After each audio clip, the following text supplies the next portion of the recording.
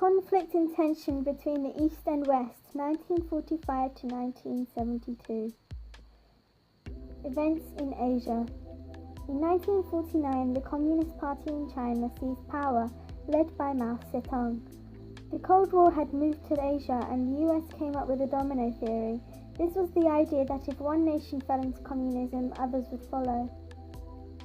From 1950 to 1955, the Korean War took place, and for the US, this meant that their domino theory had become a reality. North Korea was ruled by communists, supported by the Soviet Union and China, and South Korea had a democratic government, supported by the US. North Korean forces stormed through South Korea, trying to overthrow and turn the country communist. During the Vietnam War, the US gave $3 million to the French to defeat Vietnam. This was to prevent the spread of communism. However, the French were defeated at Dien Bien Phu. Vietnam was temporarily split into North and South. The US offered to help South Vietnam as it was anti-communist.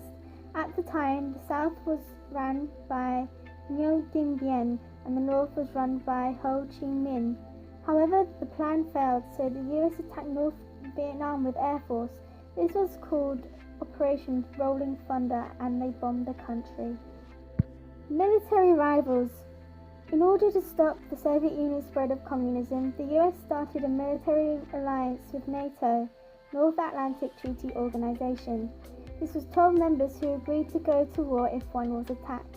The alliance allowed the US to set air bases in member countries, meaning US missiles could be stationed on the borders of the USSR.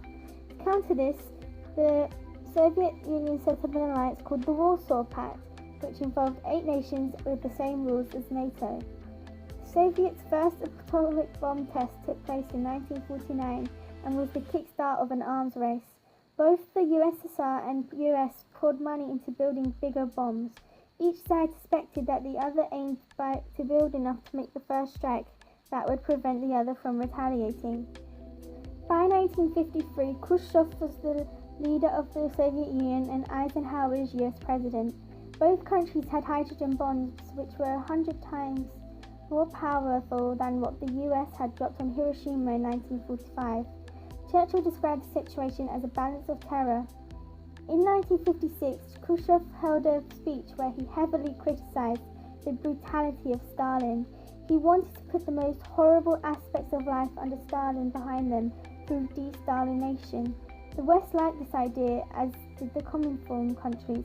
However, both had misunderstood Khrushchev's motives. He didn't allow change in the Comintern countries, as this could result in the end of communism in Eastern Europe. The space race. In April 1961, the Soviet Union sent Yuri Gagarin into a single orbit around the Earth. He was sent in a craft called Vostok 1 and became the first person in space. In May of the same year, Alan Shepard became the first American in space, in a spacecraft named Freedom 7. He was unable to achieve orbit, but he is the first person to manually control his craft.